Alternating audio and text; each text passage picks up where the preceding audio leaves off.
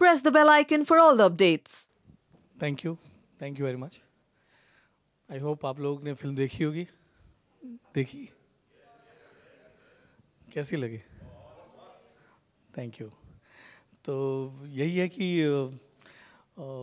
मज़ा आ रहा है जिस तरह का रिस्पांस आ रहा है, और काफ़ी टाइम के बाद थिएटर में ऐसा ऑडियंस देखने मिल रहा है कि जहाँ पे तीनों जनरेशन के लोग एक साथ फिल्म देखने जा रहे हैं। सो एक बहुत अच्छा लगता है जब ऐसा ऑडियंस देखते हैं। जैसे कि अभी विवेक ने बताया कि हमने ओपेरा हाउस में ऐसा प्रॉमिस किया था कि हम पोस्ट रिलीज़ भी आपके सामने आएंगे और हम आपसे बात करेंगे। सो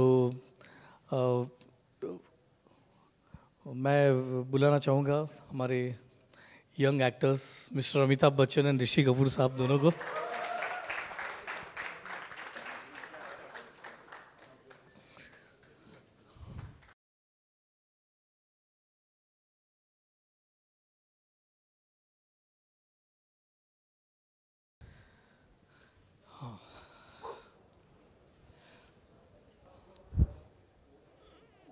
कैसा लग रहा है सर आपको?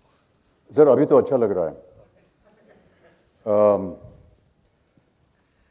We had promised in the Opera House meeting that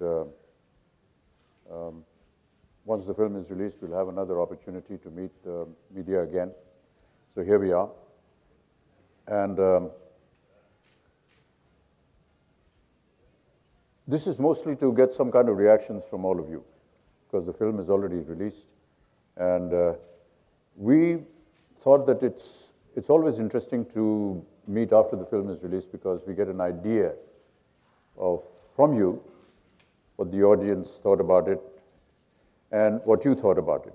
There are many amongst you that have reviewed the film and sent in your criticisms. So if there are any issues which you feel you need to be brought out, need some kind of explanation from us, questions that may be raised regarding the film, its outcome, why we did certain things. I just felt it's an important exercise because we never get an opportunity to meet the media after the film is released. And this can become some kind of a documentation for future generations. I started this practice a long time ago, earlier on a film of mine called Teen.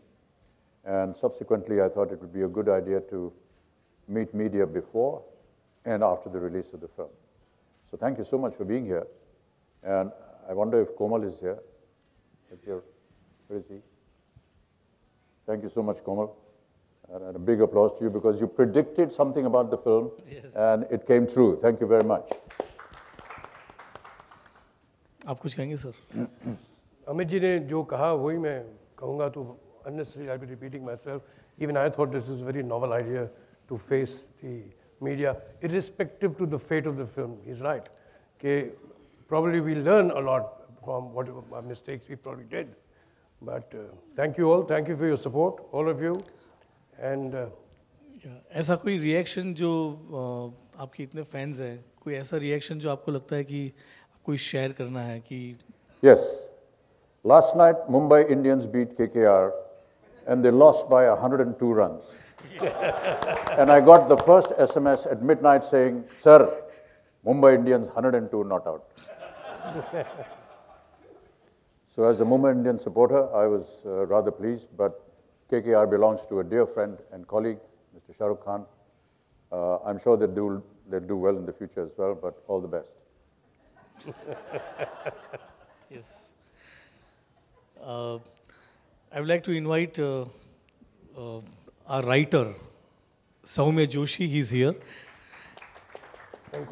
And Jimit Trivedi, जो हमारे कलाकार हैं, film के बहुत ही popular हो चुके हैं अभी.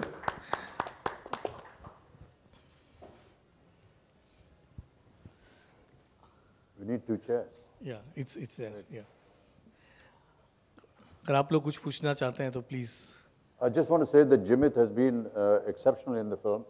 Of course, there's a lot of praise for the film, but Jimit has been exceptional. And the one criticism that both Chintu and me have had from the media is that your Gujarati accent was not correct.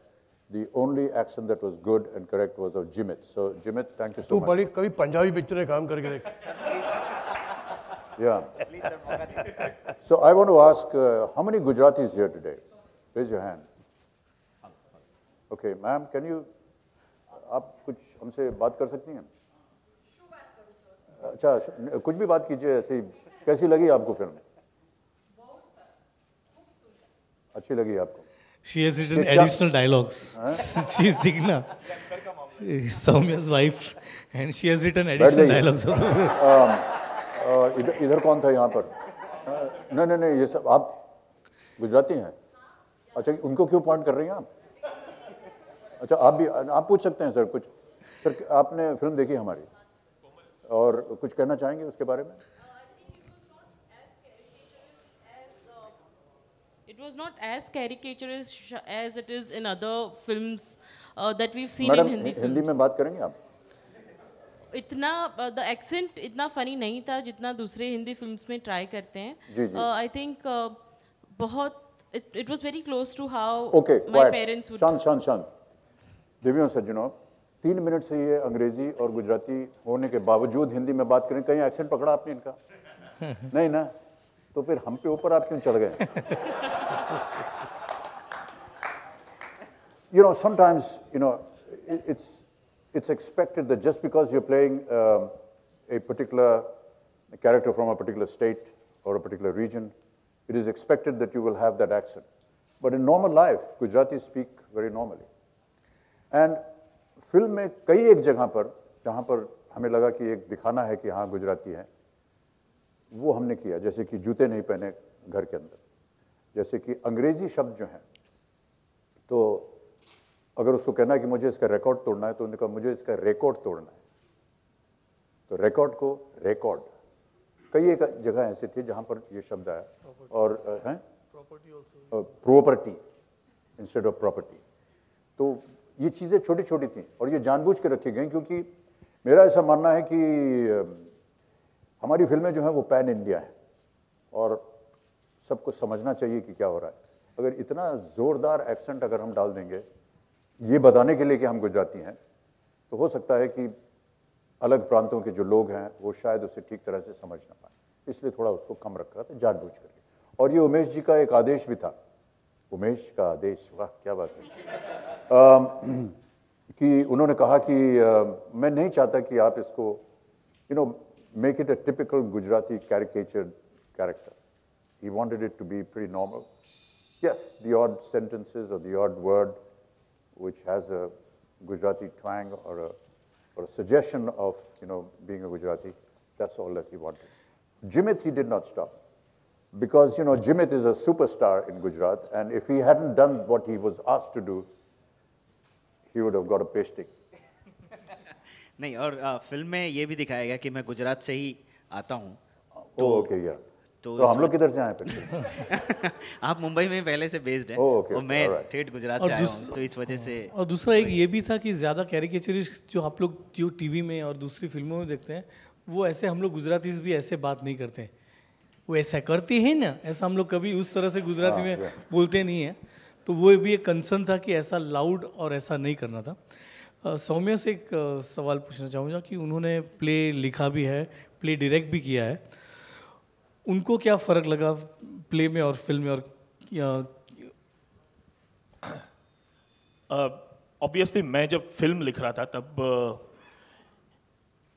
When you are adapting, आप जब adapt करते हो एक play को film में, तो 2 challenges होती है. एक तो ये होता है कि आप बहुत कुछ बदलना चाहते हो क्योंकि मीडियम दूसरा है, और ये भी बैक ऑफ द माइंड होता है कि you don't change the very crux of the story. Film लिखते वक्त मैं ये कोशिश करता था, मुझे बैक ऑफ द माइंड ये हमेशा था कि इसका गोत्र जो है, इवन कहानी का जो गोत्र है वो थिएटर है, तो थोड़ा बहुत थिएटर फिल्म में भी रहेगा, लेकिन उसमें फिल्म के मुताबिक काफ़ी चेंजेस ऑब्वियसली होने चाहिए जो हुए, लेकिन उसका गोत्र जो है वो थोड़ा थिएटर का रहा, और वो एक कॉन्शियस एफर्ट थी. जैसे कि सेकंड हाफ में there are two very important scenes which are the, I think, the pivotal scenes.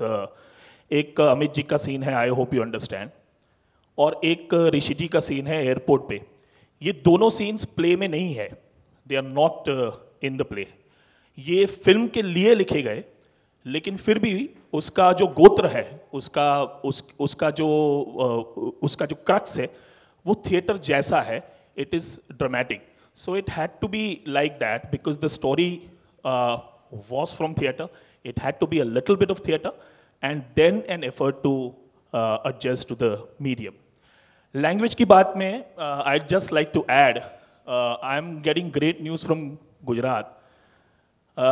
Letter writing का जो scene है उसके पहले अमित जी बहुत धीरे से एक छोटा सा sentence बोलते हैं, आवी क्यों जाड़ियो. And the audiences in Gujarat are erupting over that. I was in Kandivali yesterday, which is again a very Gujarati bastion. So wherever he says "Avigyo Jadiyo" or "Na Suhoy Lakhota," it is said in such a way that audiences are really loving it. So I think it was while I was writing the dialogue, I just wanted to sprinkle a little bit of Gujarati, and that's how it was conceived.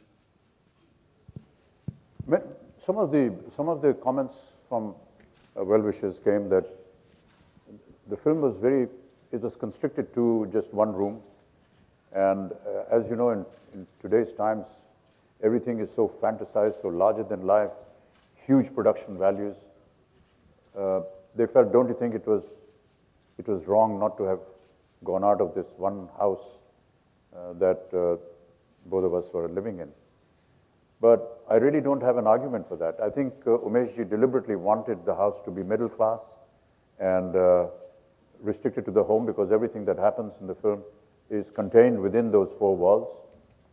Yes, there were opportunities when we went out, so those were beyond any kind of grand exploitation.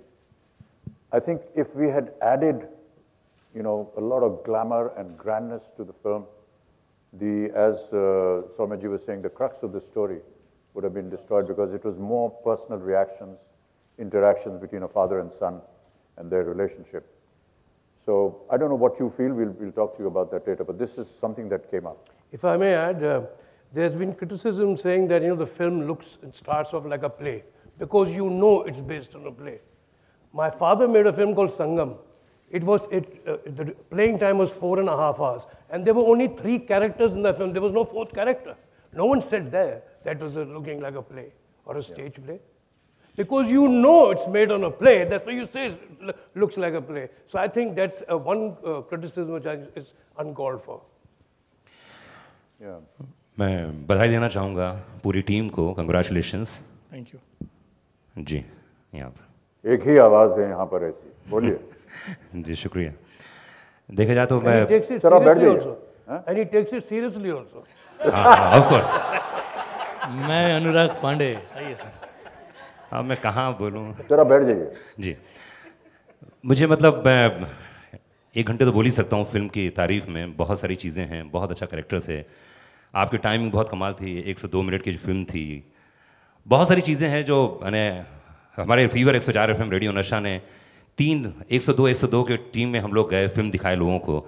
लेकिन मुझे एक चीज़ बहुत खटका जो मैं director साहब से पूछना चाहूँगा. जो बड़ुम्बा गाना था, वो गाना जब ये लोग पार्टी करने जाते हैं उसके पहले आ सकता था या उसके बाद आ सकता था. तो मतलब मुझे समझ में नहीं आया. मैं दोबारा पिक्चर देखने गया, फिर तिवारा पिक्चर देखने गया कि शायद मैं गलत सोच रहा हूँ, लेकिन मुझे ऐसा लगेगा पूछ ही लूँ सामने है तो. सर आज शाम तक आपको मैं मिठाई भेज दूंगा क्योंकि यही मैं उनसे कह रहा था, ये माने नहीं.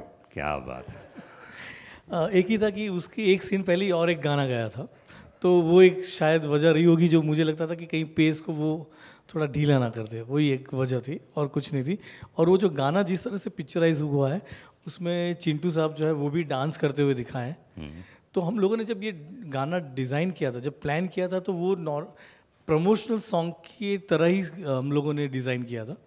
अगर चिंटू जी उसके पहले अगर डांस करते हुए दिखाई देंगे आपको, तो फिर जब वो पहली बार प्लेन के सामने आते हैं, वो पत्थर का विमान है जहाँ उनके ऊपर वो जो नकली विमान एक आके उनको लगता है, और पहली बार जो उनके चेहरे पर स्माइल आती है, वो इम्पैक्ट जो है वो पूरी मर जाती थी. क्योंकि वो उनका पहला एक्चुअल जो ट्रांसफॉर्मेशन है जी जो पिताजी ने उनको जर्नी इन द पास्ट के लिए भेजा हुआ है कि जहाँ से वो धीरे धीरे खुलना शुरू होता है, उसके बाद चर्च, उसके बाद कहीं और सिटी बेकरी, तो वो जो प्रोग्रेशन था वो प्रोग्रेशन के पहले अगर ऐसा नाचता हुआ गाना आ जाए जिसमें चिंटू साहब भी डांस कर रहे हैं तो वो उसका इम्पैक्ट थोड़ा कम हो जाता था। तो नहीं पर देखिए गाना देखिए, लेकिन सर अब डाल दिया गाना जी नहीं पर एंड में। हाँ तो एंड में डाला ना, वो भी स्क्रॉल के बाद डाला। नहीं अभी तेरे जल्दी रेडियो आ में गया। चलेगा यार, तेरे कल से रेडियो में जैसे ही आएगा ऊपर से बात की लास्ट शॉट अच्छा इमीडिएटली आ जाएगा। जी जी एंड तो बहुत कमाल था और हम लोगों ने रिक्वेस्ट किया था किसी को बताया ना जाए, अमित जी ने भी मैसेज किया था जी, जी। किसी को बताया ना जाए, बहुत कमाल है, एंड बहुत कमाल था। लेकिन अब आप बता दीजिए कि गाना आ गया है वहीं पर। जी जी वहीं पर आ गया है, पर जहाँ होना आई डोंट नो, मतलब मैं शायद ऐसा सोच रहा सर हूँ। वो इमोशन जो है ना हाँ वो डिस्टर्ब करता, अच्छा अच्छा क्योंकि इसके बाद चिंटू जी का जितना इमोशन है इनकी कहानी का वो फिर नष्ट हो जाता। और वो जो पुराना गाना था जो आपने गाया था, वक्त ने किया, हाँ सर वो उसका उपयोग नहीं हो पाया कहीं पे, इतना बढ़िया गाना है और हमने तो बहुत जगह बजाने की कोशिश भी की। that was just done for the promotion of the film and because it had reference in the story, but yeah we can't use that song. Sir उसके पीछे एक बहुत लंबी चौड़ी कहानी है। थे एक्चुअली 3 गाने फिल्म में जी और सारेगामा जो कि म्यूजिक कंपनी है वो डिस्क में 4 गाने मिनिमम डालने पड़ते हैं। जी तो उन्होंने कहा सर ये 4 एक गा दीजिए, हमारी लिस्ट पूरी हो जाएगी, इसलिए हमने गा दिया। क्या बात। चलिए बधाई देना चाहूँगा कि इस बार के अवार्ड सब आपके हाथों में आएंगे, तो इन सब मीडिया वालों को याद रखिएगा। Hi sir, Bhavna this side from Zee. Sir अक्सर ऐसी film this side sir on your left. हाँ सॉरी या ओके या सर अक्सर ऐसी फिल्में हमने देखी है जहाँ पे बच्चों का परसेप्शन दिखाते हैं कि वो कई बार पेरेंट्स से परेशान हो जाते हैं, उन्हें ओल्ड एज होम्स भेज देते हैं। आप लोगों के फिल्म में इसका विपरीत दिखाया है। बुजुर्ग लोगों ने आपको कोई रिएक्शंस दिए, उनको कैसा लगा? बिकॉज जो आपकी केमिस्ट्री दिखाई है आप दोनों की फिल्म में काफ़ी क्यूट है, तो उन लोगों ने जब ये फिल्म देखी उन्होंने आपको क्या रिएक्शन दिए, उन्हें कैसी लगी फिल्म? बहुत सारे रिएक्शंस आए और 5 मिनट पहले भी अभी मैं जब वॉशरूम गया था तो हमारे जो बगल में खड़े थे उन्होंने भी यही कहा कि मैंने अभी आपकी फिल्म देखी है और मैं हूँ नहीं यहाँ से, मैं विदेश में हूँ, लेकिन जिस तरह से रिश्ता आपने दिखाया और जो समस्या थी उसको जिस तरह आपने दर्शाया है और उसका जो समाधान बताया है उससे मैं मानता हूँ और सहमत हूँ। And thank you so much, that's what he said. ऐसी फिल्में और बनेंगी आपको लगता है? अब इस एंगल को और एक्सप्लोर किया जाएगा? और उमेश जी जो आपने प्लीज बोलती रहिएगा ऐसे, क्योंकि हमारी नौकरी जो है वो कायम रहेगी। सर आपकी तो नौकरी चलेगी बहुत लंबी, आपके लिए स्क्रिप्ट्स लिखी जाती है, आपके लिए फिल्म्स लिखी जाती हैं, and you have been very modest about all these things, पर आज के वक्त में भी आपको ध्यान में रख के फिल्में लिखना और आपके लिए स्पेशली फिल्में बनती है, कैसा आपको? ये बिल्कुल असत्य है। एक बहुत अच्छा इंटरेस्टिंग रिएक्शन मैं शेयर करना चाहूँगा। जैसे हम लोग नॉर्मली जो है वो थिएटर के बाहर जाते हैं, देखते हैं कि लोगों को कैसी लगती है फिल्म, तो हम लोग वहीं खड़े थे, मैं और सौम्य बाहर खड़े थे और हम लोग देख रहे थे कि लोगों को क्या लग रहा है। ऐसा पूछते नहीं थे जानबूझ के, पर जो भी बात करते हैं ऐसे सुन रहे थे। तो नॉर्मली क्या होता है कि जब फिल्म चल रही हो तभी आपको लाफ्टर आ जाए या कभी आप तभी उस वक्त रो पड़ो या जो भी इमोशन में रहते हो उस वक्त रहना आपको समझ में आता है कि हाँ आप फिल्म देख रहे हो तो आपको रोना भी आ गया, हंसना भी आ गया। एक कपल हमने ऐसा देखा जो थिएटर के बाहर आके एकदम ही बाहर आके फूट फूट के रो रहा था, तो थोड़ा ताज्जुब लगा कि ये क्या हुआ, इनको पता नहीं चला। तो उसमें से फिर मैंने पूछा क्या हुआ आपको, तो बोला, और उन्होंने पहचान लिया कहीं टीवी पे कहीं देखा होगा कि बहुत अच्छी फिल्म है, ये है वो है। तो हमने हाँ ठीक है ठीक है। मैंने बोला अभी अभी आप इतना रो क्यों रहे हो? बोला ये टाइमिंग ऐसा हुआ है अभी कि हम लोग फिल्म देख के बाहर निकले और हमें ऐसा लग रहा है कि हमारा जो बेटा है जो यूएस में रहता है वो कभी कभी हमें इस तरह से इग्नोर करता है। तो मुझे लगा कि मैम वैसा हम लोग ने ऐसे जो भी रहता है ऑब्जर्वेशन से ही सब बनती है फिल्में। तो उन्होंने कहा नहीं बात ये नहीं है, बात ये है कि उसने वहाँ के टाइम के हिसाब से, अमेरिका के टाइम के हिसाब से अभी फिल्म देखी और हम थिएटर के बाहर आ रहे थे और उन्होंने मुझे फ़ोन किया, वहाँ से बेटे ने उनको फ़ोन किया था कि सॉरी मम्मी पापा कि हमारे से गलती हो गई है, आप जल्दी से अमेरिका आ जाइए। तो ये बहुत ही ऐसा रिएक्शन था। Very nice. जो उस वक्त ही हमें पता चला, उस वक्त ही हमें पता चला कि यार ये ऐसा भी हो सकता है कभी। तो जब कोई एक फिल्म सिर्फ एंटरटेनमेंट का जो क्वेश्चन है उससे थोड़ी आगे जाती है तो हमें अच्छा लगता है। तो यही एक शेयर करना था। Thank you. जिस दिन ये रिलीज़ हुई मिडिल ईस्ट में एक दिन पहले होती है, तो एक SMS आया कि ये देख करके मैं बहुत रोई। एक महिला थी, क्योंकि मेरी माँ ने मेरे भाई को ऐसे ही गेट आउट बोला था। तो कोई एक समस्या होगी उनके परिवार में, लेकिन कई बार ऐसा होता है कि जो आपके निजी जीवन में होता है उसके साथ आपका संबंध हो, अगर आप उसे फिल्म में देख लेते हैं तो कहीं ना कहीं एक अटैचमेंट होता है। कई बार मैं वो बागबान अपनी फिल्म के उदाहरण मैंने कई बार दिया है। बागबान देखने के बाद एक लड़का था, उस फोन आया कुकी चोपड़ा के पास रात को 3 बजे। He said, you don't know me, I'm calling you from London.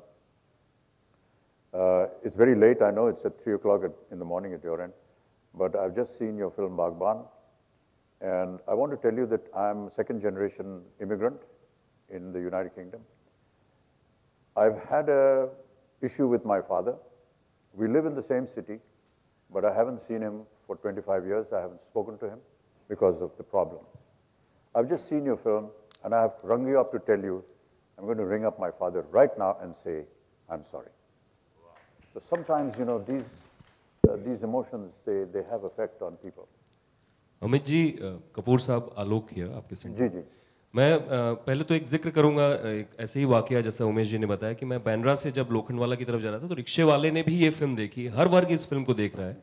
And he was talking to his family and he said कि मैं अपने अम्मा से और बाबूजी से बात किया और फिल्म देख करके, क्योंकि बहुत दिनों से वो मुंबई में था, और उसने बताया कि आज मुझे उनकी बहुत ज़्यादा याद आई और ये सब कुछ आपकी फिल्म की वजह से हुआ था। तो मैं तो बधाई देना चाहूँगा कि जिस तरीके से ये फिल्म टच कर रही है हर एक वर्ग को। दूसरा सवाल ये है कि परिवार जा रहा है, परिवार के हर एक सदस्य जा रहे हैं। आपके परिवार की तरफ से क्या कहा गया, घर वालों ने क्या कहा जब इस फिल्म को उन्होंने देखा और आप लोग इस फिल्म में एक्टिंग कर रहे थे? अगर एक एक करके आप जिक्र कर सकें। मैं बोलूं? जी सर, आप शुरू कर सकते हैं। और स्वामी जी, घर वालों ने सब देखा और बच्चों को बहुत पसंद आई। मैडम जो है, उनकी जो व्याख्या होती है मेरे काम पे, वो थोड़ी सी गंभीर होती है और शांत रहती है। तो कई बार तो वो कुछ बोलती ही नहीं है। इस बार उन्होंने कुछ अजीब सा कहा। उन्होंने कहा कि ये टाइमिंग जो है इस फिल्म की बहुत सही है, क्योंकि बहुत सी बड़ी बड़ी फैंटेसाइज फिल्म्स, हॉलीवुड से एवेंजर्स आ रही है, ये आ रही है, वो बड़ी बड़ी फिल्में आ रही हैं, अचानक एक छोटी सी फिल्म आ जाएगी, ये कहीं ना कहीं घर कर जाएगी। सही कहा उन्होंने। उमेश जी, ये तो आप सब अभी सब तारीफ कर रहे हैं। नुक्स क्या है, या any criticism, anything that you feel was not right, you know, we'd like to know, because we can carry on talking about the benefits of the film and the good that it has done. But if there's something that, you know, you feel needs criticism, yes, Kumar, give him a mic.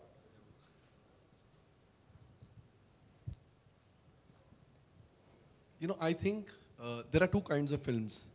एक normal किस्म की फिल्में होती है which don't affect you so much. There you ought to realize why it's not affecting you so much. It is not meant to affect you emotionally. Right. तो आप as a reviewer, as a trade analyst, as a critic, you try to understand ये गलत है, screen play में ये गलत है। दूसरे टाइप की फिल्म होती है 102 Not Out की तरह। These films are not to be watched with your mind.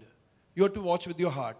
दिल को छू गई, I think it is a futile exercise to try to understand इसमें ये गलत है, इसमें एक्सेंट नहीं है, गुजराती एक्सेंट नहीं है। दिल को छू गई, nothing, I repeat, nothing matters, which is why you are getting the response from the आम जनता। वो लोग रिव्यूअर्स नहीं हैं, वो लोग क्रिटिक्स नहीं हैं, उनको दिल में घर कर गई, मतलब हिट फिल्म है। So that is the परिभाषा of this film. I don't think we should even analyze कि क्या खामी है। इतनी अच्छी तरह अगर दिल को छूती है कि लोगों को रुला रही है, अपनी बातें याद करवा रही है, I think the entire exercise of trying to purposely, Even we as reviewers, sometimes we get carried away. अपना job है. How can we praise the film so much? But of course, if it is meant to be praised so much, you ought to praise it to the skies, because otherwise, ऐसी फिल्में कौन लिखेगा? I mean, I think Soumya Joshi is as much a hero of the film as you or Rishi ji. No, he is the main hero. Yes, और Umesh Shukla is as much a hero. And मैं बोलता हूँ अगर और जिमित त्रिवेदी अगर 2 या 4% इधर उधर हुई है, it is our bounden duty to not let that come out, because this is the kind of cinema which affects people so badly कि ये 2 साल और 4 साल बाद भी, I'm telling you, guarantee, जब 2 साल बाद ये टेलीविजन पर देखेंगे, टेलीविजन पर 3 महीने बाद आ जाएगी, 2 साल बाद देखेंगे, I'm guaranteeing you, I can imagine myself, जैसे मैं बागबान देख रहा था, यही होने वाला है इस फिल्म में भी. मेरे घर में टेलीविजन रिपेयर करने के लिए कोई आया था, so he was repairing, the picture was not clear, and बागबान, वो चैनल चल रहा था बागबान, so I told him 1 minute, so he stood like that, and I'm watching ऐसे करके, I'm crying, and both of them are looking at each other, saying चले अपन. I said रुको यार तुम disturb मत करो. You know, that is the kind. Yeah. So I'm saying this film also that there is no need to analyze कि क्या गलत है. According to me, हर चीज सही है, because दिल को इतनी छू गई, बाकी चीजें don't matter. Finally, a film has to connect with the heart. It has connected so beautifully कि don't even try to delve and understand what is wrong. I think everything is right with this film. Thank you so much, Thomas. Thank you.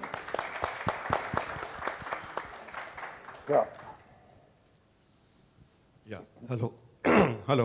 हाँ उमेश जी, सबसे पहले आपको बधाई देना चाहूँगा कि ये एक अनोखी किस्म की फिल्म है जिसमें एक विसल के ज़रिए एक ट्रैजिक न्यूज़ का संकेत ऑडियंस को होता है जी. ये I think this is a very great step in cinema, because you know generally we have melodramatic scenes and all. एक सिर्फ सीटी बजती है और उससे आपने ऑडियंस को कन्वे कर दिया. I think that's a master craftsmanship. Thank you. और वो इसलिए दिखाना भी नहीं चाहते थे. उसका जया जी ने जब ट्रायल देखा, तभी मुझे ट्रायल देखने के बाद मुझे पूछा था कि ये अच्छा हुआ कि आपने उसको मेलोड्रामेटिक नहीं किया और सिर्फ सिटी के ज़रिए ही आपने ये चीज़ दिखाई, तो बहुत अच्छा लगा. सेम उनका भी यही रिएक्शन था. और उन्होंने पूछा कि ये कैसे आया. मैंने बोला कि ये तो सौम्य ने लिखा था, और इसी तरह से उन्होंने लिखा था. और उस वक्त ही मुझे एक जवाब मैंने उनको दिया जो मैं आपको दूंगा कि ये जब फिल्म ही लाइफ के बारे में है तो डेथ क्यों दिखाना. जब फिल्म ही जिंदगी के बारे में है तो वो चीज़ क्यों दिखाना. क्या बात. Film is about life. Amit ji, आपका कमेंट चाहूँगा कि रियल लाइफ में आप बहुत अच्छा सीटी बजाते हैं.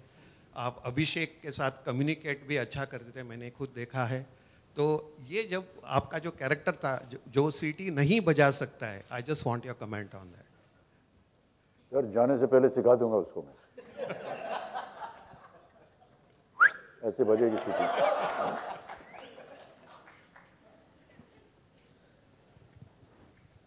Any other questions? मेरा सवाल दत्तात्रेय वखारिया और बाबूलाल वखारिया से है. आप दोनों से सर, अनुज्ञा गुजरात मित्र से, आपके सामने सर, यहाँ. जी. दत्तात्रेय जी और बाबूलाल वखारिया जी, आप दोनों ने साथ आते आते 26 साल लगा दिए. 27 साल. और कितने साल लगाने वाले हैं आप साथ आने में? नहीं, अब हम तो इंतज़ार कर रहे थे कि कोई आए और बनाए हमारे साथ. इतनी सारी फिल्में हमने साथ में की हैं और सबका वातावरण बहुत ही अच्छा था. अब मौके मिल रहे हैं तो हम उम्मीद करते हैं कि इस फिल्म की रिलीज़ के बाद और बहुत से भी मौके आएंगे हमारे जीवन में. अभी तो बाप बेटे हैं, अभी 2 बाप कर सकते हैं, 2 भाई कर सकते हैं, चचा भतीजा कर सकते हैं, दादा नाना कर सकते हैं. तो कोई लिखने को तैयार हो जाए बस. ऋषि सर से मैं बात करना चाहती हूँ. ऋषि सर, सूरत में बहुत सारे कॉम्प्लीमेंट मिले और सबसे ज़्यादा टीआरपी बाबूलाल वखारिया की वहाँ पे हो गई है. और सब लोग बोल रहे हैं कि भाई एक्टिंग के जो क्लास है नए आर्टिस्टों के लिए, ऐसा लगता है कि ऋषि दी ने फिल्म के ज़रिए खोल दी है. क्या बात है. Thank you. ये तो एक टीम वर्क होता है, हर आदमी हर शख्स इन्वॉल्व रहता है पिक्चर में, जैसे हमने देखा इस फिल्म में. और इस फिल्म का एक बहुत बड़ा प्लस पॉइंट ये था कि हमने फिल्म एक साथ में शूटिंग की, जुड़ के एक ही स्टैंड में, so everybody is in the character. तो हम सब एक दूसरे को कॉम्प्लीमेंट कर रहे हैं पिक्चर में। हम सोचते हैं कि ये एक फिल्म बनाना एक फुटबॉल गेम है, हमको बॉल ड्रिबल करके गोल की तरफ ले जाना है और हम सब खिलाड़ी हैं उसमें। We are equally all involve in that. So today we have got our just deserts, we very happy. मैं वो जो कोमल कह रहा था, बहुत अच्छी बात की। I would like to extend a little bit more on that. You know, ऐसी किस्म की पिक्चरें अगर लोगों को पसंद आएगी तो फिर ऐसी बनेंगी। अगर ऐसी नहीं पसंद आएगी तो फिर हम वही बनाते रहेंगे जो हम बनाते रहे हैं, जो स्टीरियोटाइप आते हैं। जी हाँ, जो हम फॉर्मूला बनाते हैं, जो मैं मजाक में कहता हूँ कि हम कभी जब यंग थे तो हम सब एक्टर के पास कभी ना कभी 4 फिल्में तो लॉस्ट एंड फाउंड में होती थी। यू नो, ऑडियंस इतनी फॉरगिविंग थी कि lost and found her actor घूम जाता था बिगिनिंग में और एंड में विलन को मारते हुए मिल जाता था। तो वो दौर चलते गया till when I do not know. You know, किस्मत बनी थी दादा मुनि के साथ ऑल्सो ऑन दैट, रतन या किस्मत, वन ऑफ देम। तो यही है कि this kind of cinema is appreciated, then you know we'll seen a lot of good films coming, you know, like what we saw Hindi medium and Hitchcock and Newton and all these are different, they are off the curve films. तो ये चल रही, तो एक अच्छा वातावरण बन रहा है। We will attempt to make better films and that's how Indian industry will also improve. नहीं तो वही पिक्चर बनाते रहेंगे, सिंगल थिएटर, मार पिटाई, you know, all that. आरती सक्सेना, पहले तो मैं ये बोलना चाहूँगी कि अमित जी 102 में भी ऐसे ही रहेंगे जैसे अभी है। बड़ी कृपा है आपकी। मैं तो रहूँगा नहीं वहाँ पर, लेकिन धन्यवाद आप। नहीं, आप रहेंगे। और मुझे ये पूछना था कि अमित जी तो 102 में भी फिल्म में भी जवान थे, लेकिन ऋषि जी को 75 का बूढ़ा बनना था। तो जब आपको ये रोल ऑफर हुआ तो आपके मन में क्या फीलिंग आई, या कोई बुजुर्ग था जिसकी आप एक्टिंग, लाइक आपके डैडी भी मतलब बहुत फेमस थे वो शाहजहां वाले रोल में और सब, तो आपके दिमाग में क्या आया कि लाइक मुझे, अभी आप यंग है, हाँ आपकी एज उतनी नहीं है कि आप 75 के बुढ़े का रोल करें, तो जब आपको ये ऑफर हुआ तो क्या फीलिंग थी आपके मन में? मैंने तो बस अपने इंस्ट्रक्शंस अपने डायरेक्टर से ली है। उन्होंने कहा, राइटर ने मुझे बताया कि ऐसा ऐसा है, और एक ऑब्जर्वेशन लाइफ में होती है, ऐसे तो कोई हम रियलिटी में तो बिलीव नहीं करते। मेरे पिताजी 75 साल के कभी हुए नहीं, बिकॉज उससे पहले ही गुजर गए थे। तो ये डिराइव करते हैं फ्रॉम लाइफ। बाकी जो अंदेशा हमको देते थे डायरेक्टर साहब, वही हम वैसे ही करते थे। आप मतलब मैं बोलना चाहूँगी कि आप ना फिल्म में बहुत क्यूट बुढ़े लगे। हम मिलेंगे आज इसके बाद वही कॉम्प्लीमेंट मुझे देना था कि मुझे पूरी फिल्म में एक बहुत ही अच्छे लगे, क्यूट बुढ़े एकदम। Thank you. इसका कैसे बनेगा यार, तुम भी यार मुंह खोलते हो तो फिर ऐसी बातें करते हो। रियली आई टेल यू, कैसे बनेगा यार। अमित सर, ऋषि सर, आप दोनों से सवाल है। पहले तो मैं बता दूं कि फिल्म मैंने देखी, मुझे बहुत पसंद आई। बहुत ही नॉवल आइडिया था जिस पे ये फिल्म बनी है, और ऐसी फिल्में बहुत कम बनती है। मुझे 2 बहुत स्टैंड आउट सीन्स लगे जब अमित जी ऋषि सर को उनके बेटे की याद दिलाते अमोल की, और कहते हैं कि माँ को अल्जाइमर था, फिर भी बेटा नहीं आया, और उसने बहुत एक्सक्यूजेस बनाए, प्रॉपर्टी के लिए बहुत कुछ किया, और ऋषि कपूर बहुत फूट फूट कर रोते हैं। बहुत स्टैंड आउट सीन था, बहुत इमोशनल सीन था। और एक बहुत हिलेरियस सीन मुझे लगा जब आप ऋषि सर को आदेश देते हैं कि वो अपनी दिवंगत पत्नी को एक लेटर लिखे, लव लेटर लिखे। वो भी बहुत स्टैंड आउट सीन था जब आप वो लेटर पढ़ते हैं। तो मैं आप दोनों से ये सवाल पूछना चाहूँगा कि जब आप लोगों के लिए ये फिल्म तो ऑब्वियसली सब्जेक्टिव है, सारे जो कुछ भी आप लोगों ने किया काफ़ी दिल के करीब होगा, लेकिन फिर भी कोई एक ऐसा सीन जो आप लोगों का फेवरेट हो, ऋषि कपूर सर आपका और अमित सर आपका? मेरे तो पूरी फिल्म है। I like the full film. या ऐसे अलगाव हमसे नहीं होता हमारे मन में। हमारे लिए हर सीन, एक चल के आना हो, कुछ ना बोलना हो, केवल खड़े होना हो, वो भी हमारे लिए एक समस्या होती है। कहाँ जाना है, कहाँ खड़े होना है, चेहरे पे क्या एक्सप्रेशन होना चाहिए। कई एक जगह पर पीछे खड़े हैं, कहीं कुछ करना नहीं है। तो हमारे लिए हर एक सीन जो है वो ऐसे ही होता है। बहुत से ऐसे कलाकार हैं जो कि बहुत दूर खड़े हैं पीछे, फिर भी आप उन्हीं को देखेंगे, सामने जो फोरग्राउंड में खड़े हैं उनको नहीं देखेंगे आप। उदाहरण देता हूँ मैं आपको। हमारी एक फिल्म थी बॉम्बे टू गोवा, उसमें अरुणा ईरानी जी मेरे साथ थी और शत्रुघ्न सिन्हा। एक सीक्वेंस था जहाँ स्विमिंग पूल के पास अरुणा ईरानी जी और मैं कुछ बात कर रहे हैं, और शत्रुघ्न सिन्हा जी यहाँ थे। फिर उनको हमने कुछ ऐसे ही डांट फटकार करके पीछे, थोड़ा विलेन का रोल था उनका, डांट फटकार के पीछे छोड़ दिया। हम लोग आगे चले गए, फोरग्राउंड में हम लोग दोनों बात कर रहे हैं। बात करते करते वो एकदम आउट फोकस में है, पीछे खड़े, बात हम लोग दोनों कर रहे हैं। सडनली सर मैंने देखा कि एक स्मोक रिंग चलता हुआ हमारे सामने आ रहा है। That was Shatrughan Sinha smoking at the back there and sending smoke rings in the front. So you would wonder where this has come from. Smoke signal. And you start looking at him instead of the two people in front of the camera. तो ऐसे बहुत उदाहरण होते हैं, but you know वो भी एक कला है अपने आप में। एक छोटा सा और सवाल था कि जब आप लोग फिल्मों में काम करते हैं और कोई ऐसी फिल्म होती है जिसमें ज़्यादा मेकअप करना पड़ता है और घंटों मेकअप में बैठना पड़ता है, क्योंकि आप लोगों को एक अलग अवतार लेना होता है। जैसे ऋषि सर ने कपूर्स एंड सन्स में 6-6 घंटे मेकअप के लिए बैठते थे, इसमें भी काफ़ी घंटे आप बैठे पा में इतनी देर। जी मैं वही बोलने वाला था, पा में आपने एक अलग लुक लिया था जिसमें एक्टिंग से ज़्यादा आपको मेकअप पर ध्यान देना होता है और एक्टिंग कम समय के लिए करनी पड़ती है क्योंकि इसमें ज़्यादा वक्त लगता है। तो ऐसे में परफॉर्मेंस कितना हैम्पर होता है जब कॉस्ट्यूम पे और मेकअप पे ज़्यादा ध्यान होता है? जब परफॉर्मेंस एनहांस होता है, एक बार वो चेहरा लग जाता है तो फिर आप वैसे ही बन जाते हैं और उसी के मुताबिक करना पड़ता है। प्रोस्थेटिक्स जो हैं वो चेहरे को और स्किन को और फेशियल एक्सप्रेशंस को एकदम जकड़ देते हैं। तो किस तरह से कितना हिला सकते हैं, कितना कर सकते हैं, वो अपने आप में एक एक्टिंग हो जाती है।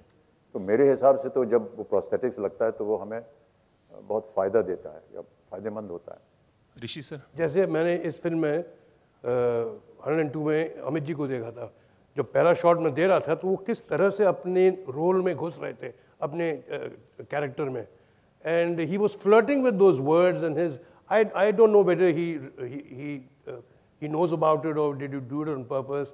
He's using his tooth, his gum, his, you know, जब पहले एक दो शॉट में he was getting into the character. I noticed it. I've also talked about it.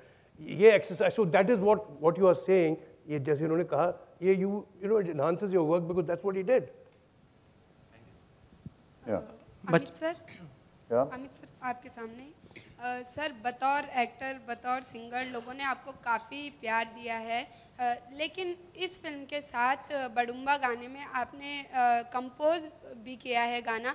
कैसा रहा आपका एक्सपीरियंस? डिफ़िकल्ट था, इजी था आपके लिए? क्योंकि अब तो आप लोगों के दिलों में बैठे हुए हैं, राज करते हैं आप लोगों के दिलों में। कैसा रहा कंपोज? ऐसी कोई बात नहीं है, ऐसी कोई धारणा भी नहीं है।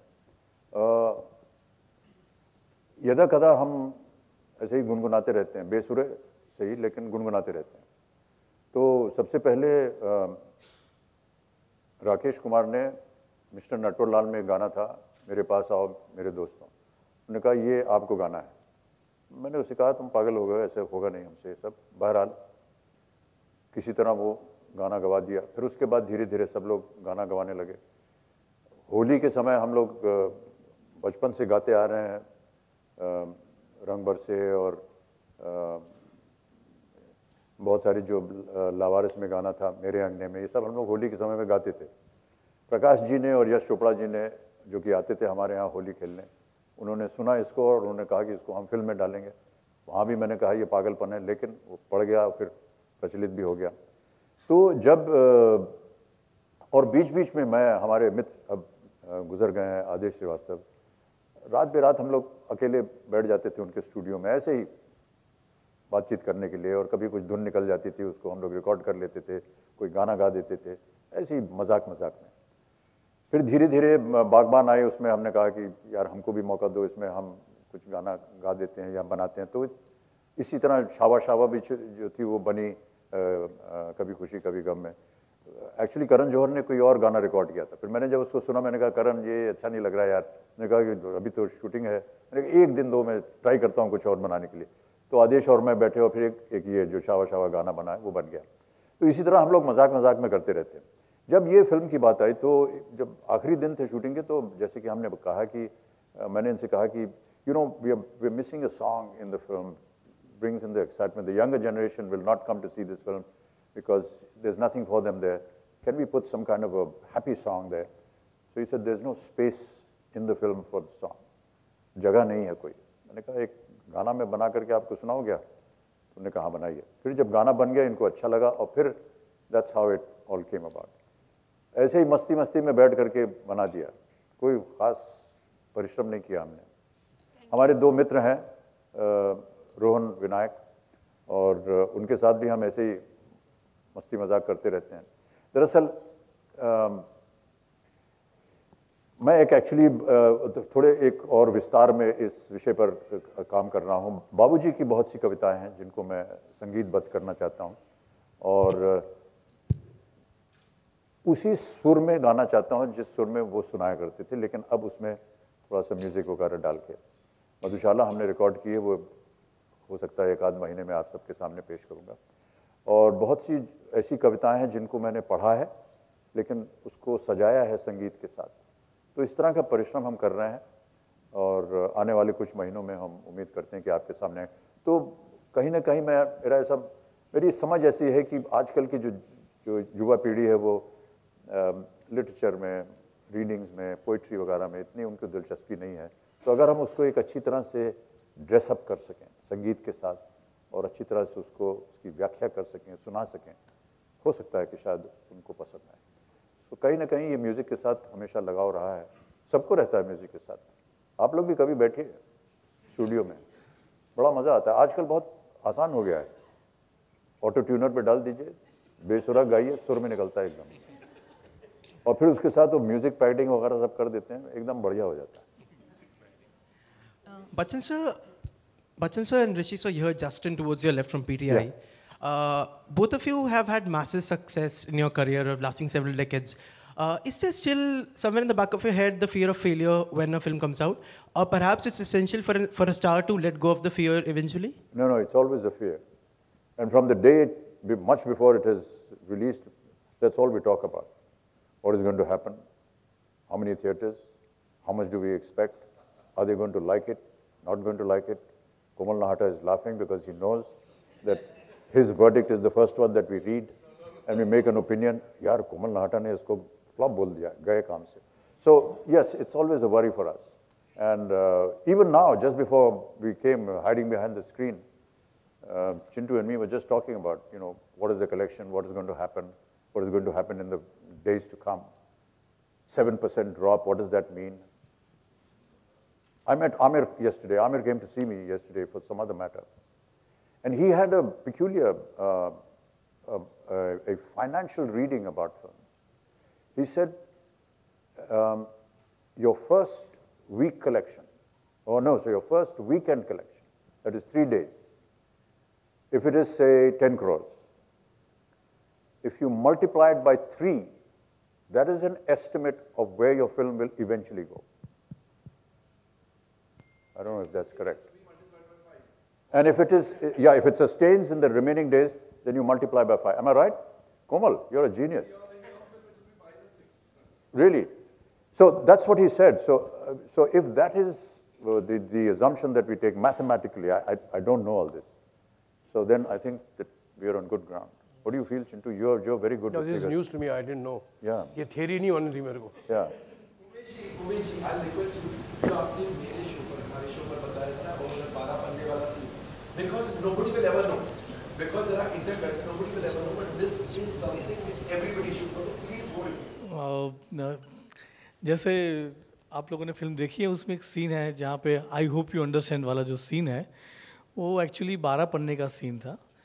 और मैंने बच्चन साहब को कहा कि सर ये हम लोग 1 शॉट पूरा करेंगे, मतलब जिसमें आपको प्रॉपर्टी हैंडलिंग भी है, इमोशंस के भी इतने चेंज ओवर्स है, सार्काज़म है, रोना है, प्रॉपर्टी हैंडलिंग में आपको रिकॉर्ड रखनी है, मूवमेंट काफ़ी है, मतलब वो यहाँ से चिंटू जी के पास जाएंगे, फिर वापस वहाँ जाएंगे, 3, 4, 8, 6 मोमेंट है, फिर जाके फ़ोन करना है, फ़ोन पे बात करनी है।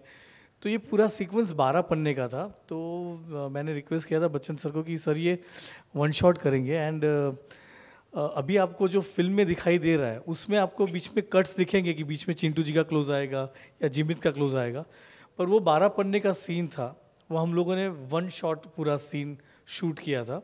और बच्चन सर ने पहले टेक से ही इतना बढ़िया करना शुरू हो गया था कि हम लोग जब बच्चन सर कहते थे कि और एक करना, तो हमको लगता था नहीं अच्छा मिला है, पर ही वॉज ऑलवेज ट्राइंग कि 12-12 पन्ने का सीन जो था वो करते थे। एक टेक में तो मुझे मालूम है कि मैंने कहा कि यार Laxman is our DOP, cameraman थे, मैंने उसको बोला कि लक्ष्मण ये थोड़ा फोकस गड़बड़ लग रहा है, इतना लंबा शॉट दिया बच्चन सर ने और इतना आउट ऑफ फोकस जाएगा तो मैं उनको कैसे बोलूं कि आउट ऑफ फोकस था, आप और एक बार कीजिए। तो लक्ष्मण ने कहा कि आउट ऑफ फोकस सीन नहीं है, बिकॉज यू आर क्राइंग, आपकी आंखों में पानी इतना है कि आपको जो सीन है वो आउट ऑफ फोकस लग रहा है। एंड देन जब मैंने आजू बाजू देखा तो पूरा यूनिट था, तो पूरा यूनिट ऐसे ही रो रहा था। तो मैंने बोला कि यार क्या बात है। तो यही एक मैंने जो कोमल जी के शो पर भी शेयर किया था कि बहुत ही बढ़िया ऐसे कुछ सीक्वेंस होते हैं जिसको वन शॉट में ही शूट करना मज़ा आता है। और ये सीन ख़त्म होने के बाद रात को मुझे 2:30 या 3 बजे बच्चन सर का और एक बार रात को फ़ोन आया 2:30 बजे और मुझे कहा कि उमेश अगर लाइटिंग सुबह भी चेंज नहीं हुई है तो वापस वही कर देना, क्योंकि मैं और एक बार करना चाहता हूँ। सो 2:30 बजे उन्होंने मुझे फ़ोन किया कि मैं सुबह और एक बार ये सीन फिर से करना चाहता हूँ। Then again we took 2-3 shots and अभी सीन देखिए आप कैसा लग रहा है। I think sometimes it's very beneficial, not just for the actor but for the scene itself, if you can do it all in one shot, because there's a continuity of expression, of emotion, the time taken, the gaps, the pauses that you have. I think it's very helpful. Many a times we attempt that. If there's a sequence or a scene which requires a continued kind of speech and effort, I actually would rather do that than cut. Because every time you cut, you have to get back into that mood again. Prepare yourself for a close-up or for a over-shoulder shot, and that mood is lost. I kept quoting to Komal in one of my interviews that I did a film called Pink, where in the courtroom sequence we had 8 cameras running at the same time, and each one of them catching each character in close-up, in long shots, and mid shots. And there were 20-page scenes which we all did in one shot, because it was almost like theater.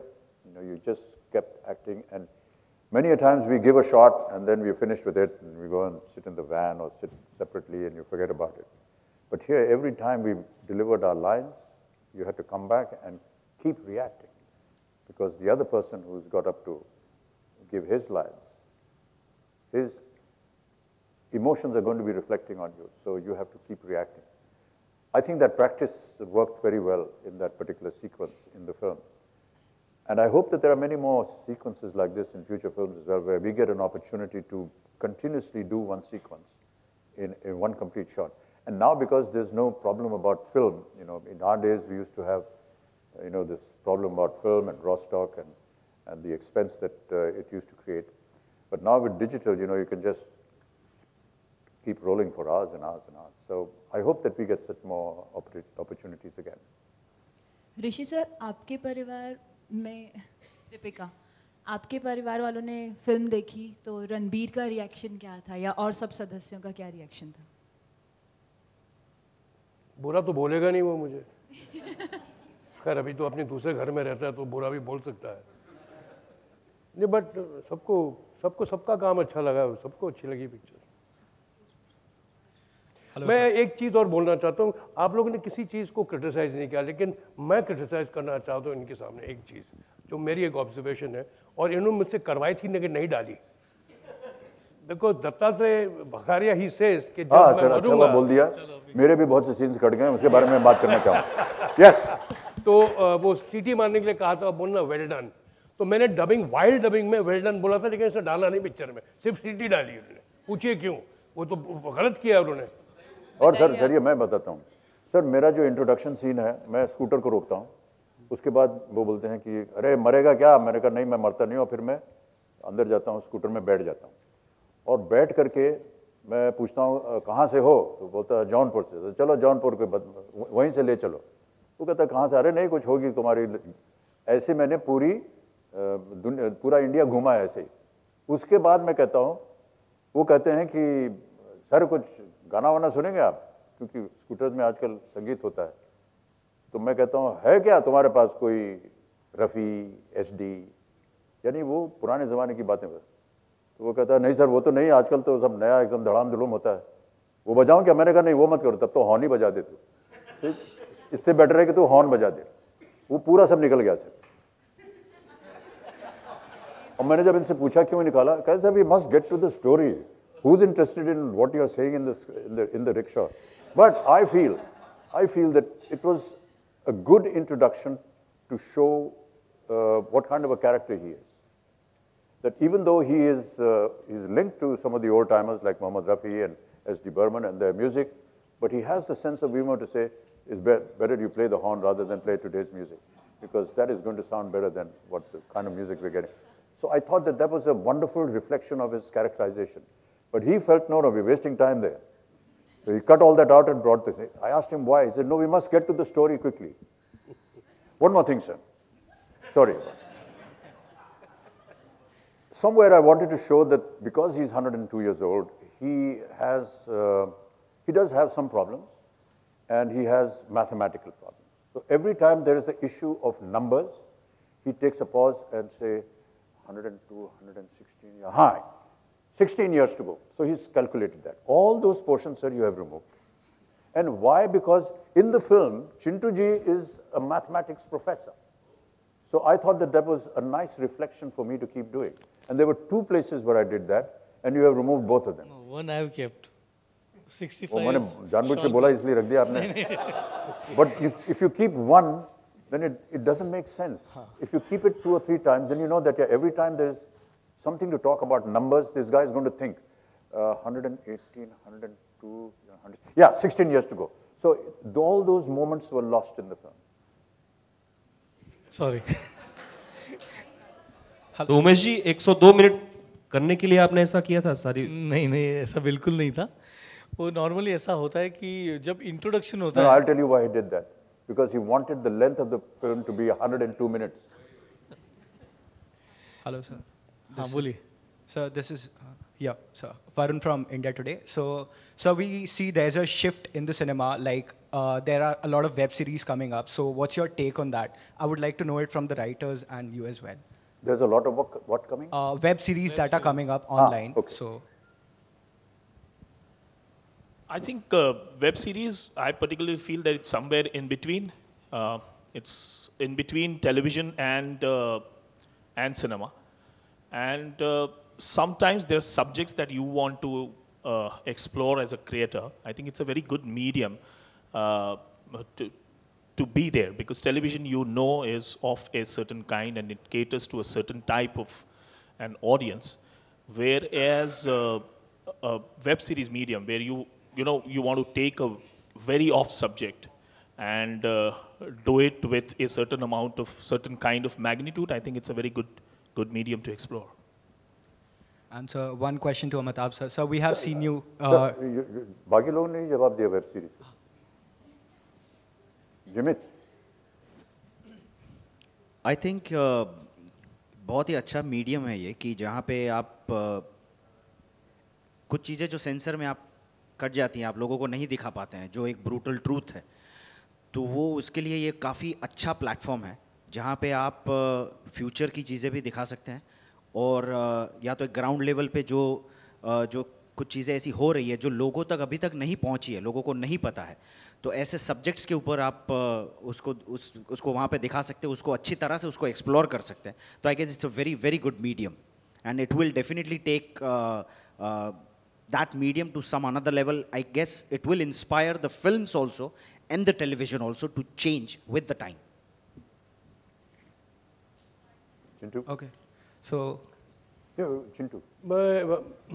ये जो कह रहे हैं वही सही कह रहे हैं, पर ये है कि मेरा अनुभव नहीं है करने का टेलीविजन या वेब सीरीज़, तो मैं उसके बारे में ऐसा कोई रिफ्लेक्ट नहीं कर सकता हूँ फिलहाल.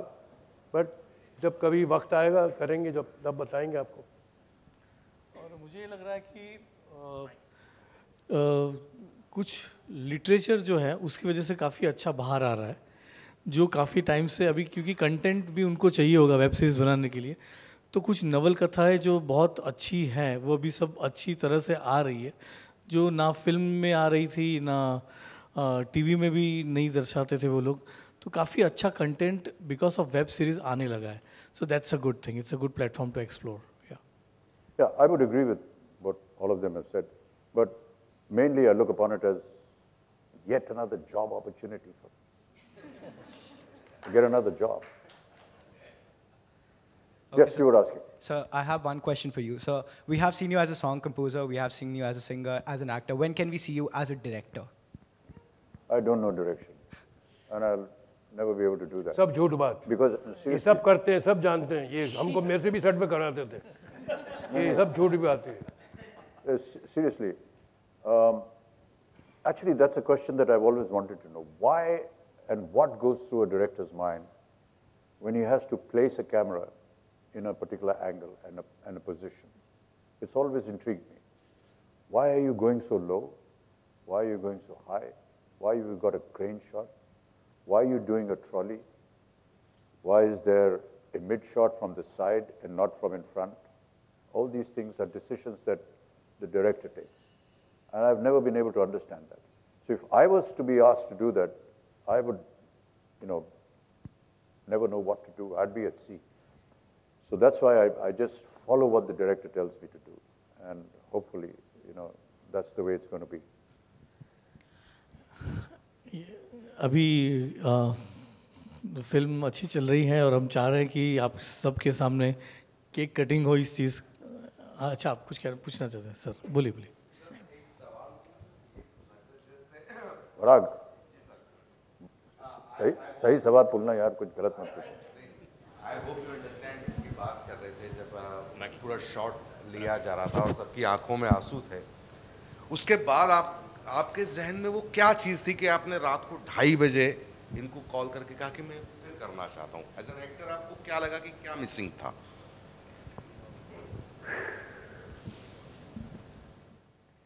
So I felt that because despite the fact that he's 102 years old, there is some intrinsic strength in him. That strength to be able to try and convert his son towards his attitude towards his son. Some strength to be able to instill some kind of change that he wants to see in the son. So he's somewhere inside him a fairly strong guy. The way I said Amol, I felt was too emotional. For a person who has that kind of intrinsic strength, for him to break down to that level, I felt was wrong. He didn't feel so and he let it go. And then when we were dubbing the sequence, he said, you've already dubbed the scene and you've done it the way you want. Though I wanted to bring it down a bit, but he didn't agree with it. I just felt that. And that was what was disturbing me all night. I felt that if he's a character that has remained strong throughout the film, even in his, even when he's describing the fact that he's got a brain tumor and he's going to live just for a very limited amount of time, he's not emotional about it. And I think we discussed this on set as to how we want to, even when he's saying, should I tell you how this happened or how I found out? वो बहुत खुश होकर बोला, यार मेरे को मैं तेरे को बताता हूँ कैसे पता चला. So I felt that this is a guy who's not too disturbed about the fact that he's going to die in a couple of months. And if he has that strength of character, will he have that moment of an emotional breakdown like he did when he was talking about Amol? He's somebody that doesn't like Amol because of the way his grandson has treated his son. And he has the strength to say, मैं तेरे बेटे को मेरे बेटे के सामने जीतने नहीं दूंगा. अगर उसमें इतनी ताकत है तो कहीं ना कहीं उस इमोशन को थोड़ा और मुझे लगा कि वो कंट्रोल करके रखना चाहिए. मतलब यहाँ तक कि जब when he's saying, जब वो आप मशीन में जाते हो, MRI मशीन में जाते हो, the way he said it कि जब मैं वो टनल में गया ना, so for him even that machine is a toy. So यही आइडिया था. तो टनल वर्ड इसलिए इस्तेमाल किया सर क्योंकि सर हर दूसरे तीसरे महीने मुझे स्वयं जाना पड़ता है उसके अंदर और मैं लिखता भी हूँ उसको ब्लॉग में कि आज गए थे, आज इधर टूट गया, आज कुछ इधर टूट गया, दिमाग, तो उसको मैं टनल ही बोलता हूँ. वो है भी टनल से बड़ा खतरनाक है, that MRI machine. Thank you guys. Thank you very much. Thank you so much. Thank you very much. Thank you.